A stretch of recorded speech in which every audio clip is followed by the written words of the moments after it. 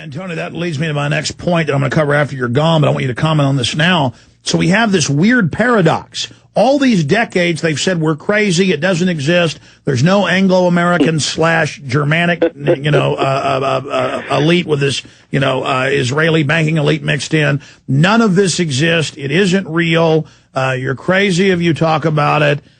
And I know I just called you Charlie. I know it's Tony. I was thinking about Charlie and what happened to him. Let me start over. We have Tony Gosling. This paradox. They've denied there's this global elite. They've denied there's this new world order. And now so many of these documents have been declassified. The globalists are out in the open saying, yes, the answer to the world crises is a new world order. You'll pay your taxes to private bankers. I mean, all of this is now being admitted, but then still you have the mainline media, even in the same publications, they'll admit there's a global new world order and define it just as we've defined it, but then have a separate article in the New York Times saying it doesn't exist and we're insane. And so it's really kind of like a train wreck to watch them not getting their propaganda lined up. I mean, do you see the point I'm making? They're denying something which they have to now admit. Well, listen, this is a massive catch-up is called for here right across the Western English-speaking, particularly media. I mean, there is a kind of two-pronged problem in that. One is that you do have censorship, certainly places like Reuters, as Charlie showed, you type Bilderberg into Reuters and nothing comes up whatsoever, so you've got some sort of censorship. And I know for a fact, I've seen Bilderberg articles on the Reuters system, so they've obviously hidden these articles. They've removed them. Yeah, they've removed them. Mm-hmm. But there's also quite genuine ignorance. I mean, when I speak to journalists about Bilderberg, and I'm sort of known in the UK amongst other journos as a place to come to talk to Bilderberg about Bilderberg, there's only two different reactions. One is looking at me as if I'm slightly crazy, and the other one, or else good. So there's a knowledge there. So they're either for it or against it or whatever. There's very much a knowledge. But most journalists actually haven't heard about this. So we're talking about ordinary journos who are working on other stories such as sports and all that sort of thing. They're just not and news journalists or domestic stuff. It's not in the consciousness of journalists. And this is what we're seeing is the sort of problems as they're coming out of the closet. Because, of course, as you said rightly, for years and years they've been denying it. And now, all of a sudden, we're hearing all this, we need a global solution, we need a global solution, we need a global solution. So what's happening is, I think, certainly the journalists I talk to, is they're slowly realising, wow, this is massive, and it's been brewing under the surface for years. And, of course, the trust that Bilderberg have constantly insisted on is now sort of a trust which is rotting on the shelf. Because many editors who've trusted the Bilderberg line along the years, which is always just a little private meeting, are now thinking to themselves, well, hang on a minute, we trusted you and you've completely screwed up from top to bottom. Well, that was my next point, is that this is a huge loss of trust happening as the mainstream media invested itself making fun of us and saying, Limbaugh used to say the CFR didn't exist. Now it's all over TV, pushing open world government as the solution, to all problems. Denying Bilderberg, denying North American Union, denying NAFTA superhighways as they're being built and the billboards are up. Because they've done this, and because the media itself, a lot of the time was actually just ignorant, as you were saying, and their editors were lying to them. Oh, don't do a story on that. That's just schizophrenic crazies who believe in space aliens. That whole line is now imploding, and so the media is losing that much more credibility, and then they're trying to play catch-up, and that only exposes the fact they covered this up that much more.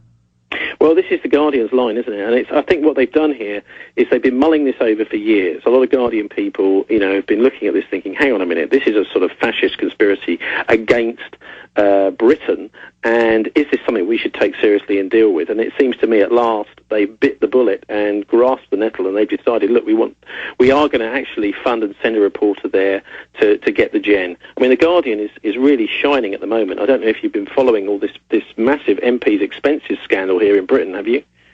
Yeah, and they're also doing reports about the U.S. government torturing children, and they're doing stories about the government being corrupt and Big Brother, and they're doing stories about staged terror attacks. And I think it's a crisis of conscience there at The Guardian. I think they also understand we're the future. alternative media, telling it like it is, laying the cards down on the table. I think they want to survive into the future. And people like the New York Times that are still basically saying none of this exists, that's why they're going bankrupt right now. Tony Gosling of Bilderberg.org, I really appreciate you coming on the show, and we'll talk to you. One little last thing, Alex, because this week The Guardian has exposed that the scandal here in the UK a hard drive was stolen from the House of Commons with all these MPs' expenses on it. It was actually stolen apparently by this ex-SAS major who has links obviously to the MI5 and MI6, who is called John Wick, and it's actually been stolen by an ex-SAS guy. So this is private security, quite possibly working with, and almost certainly working with MI6, attempting to foment a political crisis. I think this is fascinating, and it's nice to see that there's still some decent investigative journalism out there. Now, let me stop you. I have to be honest. I get so busy that I had read about all the news headlines on Drudge about how they were going after members of Parliament for buying $200 dinners or getting a little bit of rent money or something. And I said, I believe this is a political distraction.